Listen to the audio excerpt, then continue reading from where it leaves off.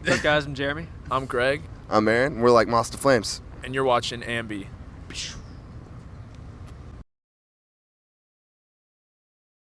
Hey everyone, it's Alicia from AMBY, and I would like to welcome you to our interview with Like Moths to Flames. Hello. You're all doing well? Yeah, just hanging out. Awesome. I just want to say thanks for taking the time to have a chat today. We appreciate it. No worries. It's always fun. So you're a few days into this new tour, so just tell me, how have things on the road been treating you guys so far? Well, it's been good, I guess. I don't know. You guys got any insight on that? Well, it's just starting, so we're like getting into the groove. Yeah.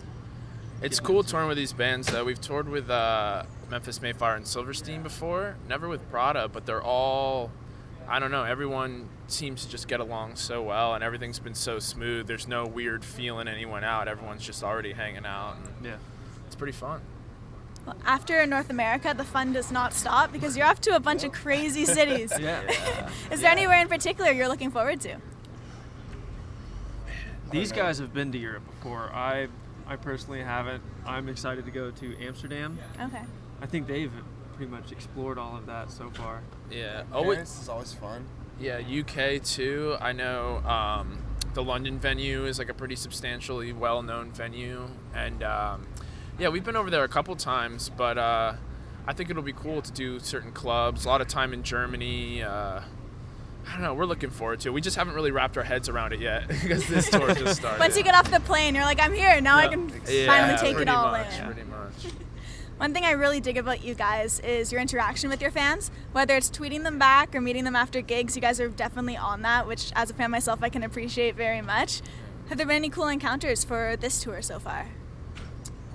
I know yesterday someone brought out like a hand-drawn picture of Chris from the last tour. That was really cool. But yeah, as far as social networks go, we always try to like respond to everyone and stuff because it really doesn't take that much time to, talk to someone. Yeah. It's not a lot of effort, I think, to put in. And I think, obviously, the fans always appreciate it when you go out of your way to, like, actually take a second and say hey or, talk about something, whether it's, it could be anything. It's music or video games, whatever. Yeah. Like, A lot of everyone's into sports stuff. too. Sports A lot of as well. sports. Yeah. Well, just on the music front, the Dying Things We Live For has been out for a bit now. Just about a year. Yeah, I think it was the 23rd or 25th of October, so you guys are definitely approaching that anniversary coming up. Wow. Yeah, it's a little crazy when you think Been a about fast- that, It's right? been a quick year. I know for that album, you looked to the couple of first records and just thought, what do we really love about this? What do we want to take away from those albums to kind of implement on this new one? So what were some of those things that you came across? I think we kind of we took the aspects of the first two records where we kind of like, we've always been that kind of raw, like kind of heavier band.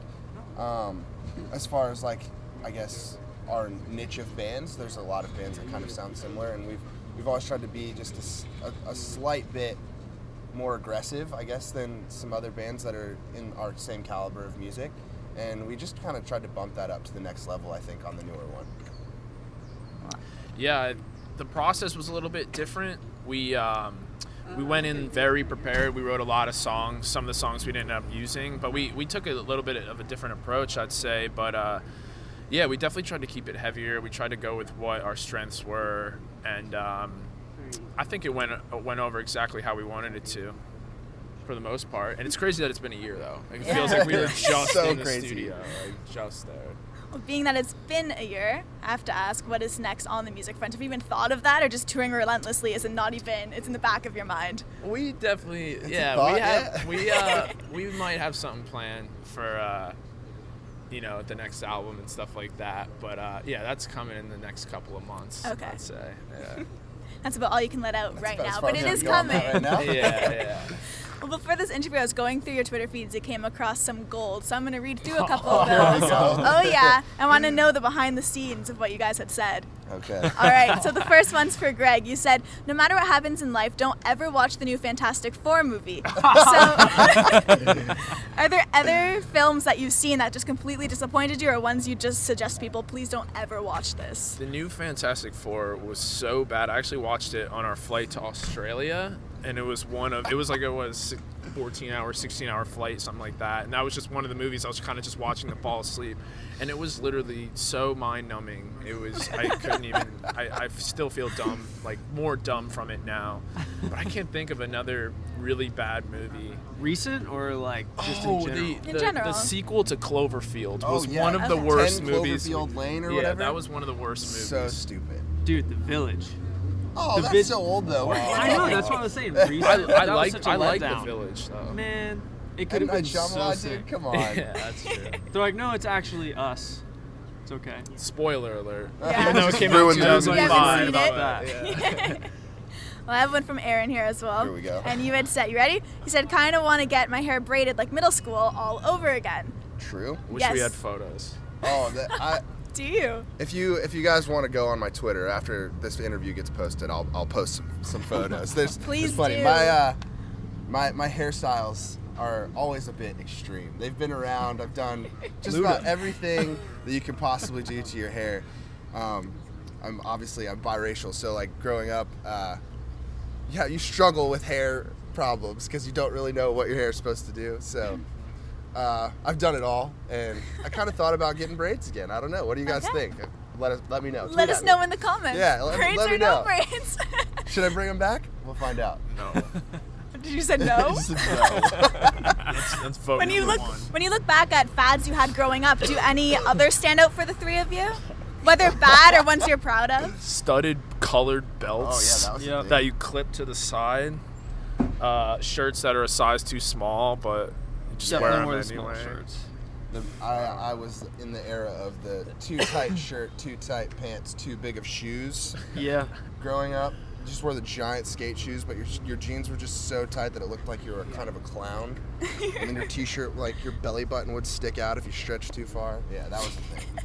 It's always a good look. for Hair everyone. straightening. I Belt fully used exposed. to have really long hair, and I used to have to straighten my hair, and that was Yeah. always a super weird thing. So time consuming. Oh yeah. Right? And Being a what- girl. Yeah.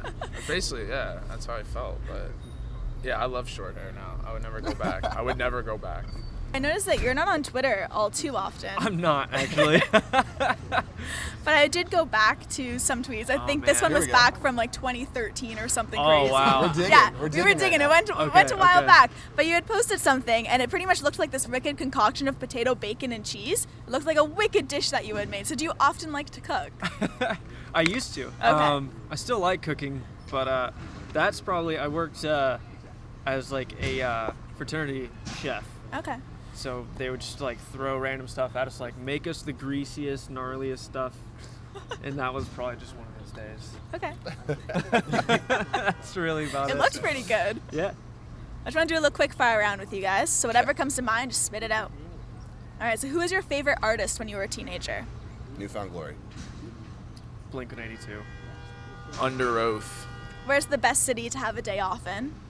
San Diego. Oh, agreed. Southern California. Anywhere in there. Who's a band you'd still love to perform with that you've yet to? Under Oath. Again, under There's Oath. so many. I would kill to tour with Under Oath or play a show with Under Oath. Take us on Under tour. Oath. Hint, hint. And what's the worst job you've ever had? Too many. I was a busboy at a restaurant when I was like 14. That was the worst job I've ever had. 100%.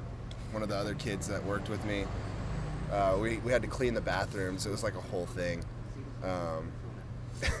You learn about this in science class apparently, but you're not supposed to mix bleach and ammonia. That's a known fact, I think. But I didn't know that. well, it Now I makes do. it makes a gas that's really bad for you to inhale, and we really screwed up the whole restaurant. Actually, had to evacuate. They had to call like the Poison hazmat control. team. Yeah, Oh, Oh my man. god. it was a big deal. That was the worst job I ever had. Wow. Sounds like you made it the worst. I didn't do it, but it happened. Oh man, I used to be I was a waiter at a bunch of different places. I've been a pizza delivery driver. Man, I worked at TGI Fridays for like 2 weeks. And it was so unbearable that I quit. And that's everything else I've always stayed with for a long time, but that was just like one of the worst jobs I've ever had. For every reason. All every the reason you could staff, think of. the quality of food, it was gross. I was a bar back at a crusty Georgia bar for like a month. It was rough. Crusty Georgia yeah. bar. Doesn't even sound fun to go to. Yeah, I was just like, all right, I'm good. Couldn't take that one. I appreciate you sharing those. Yeah, no worries. Let's wrap things up today, bringing it back to the band. Anything you want to leave with all of your fans who will be viewing the interview? Just any parting words? Well, Let's start. keep coming out to shows. We appreciate you guys always. That means more to us than anything. Look for new music. It'll be cool. Hopefully you guys will dig it.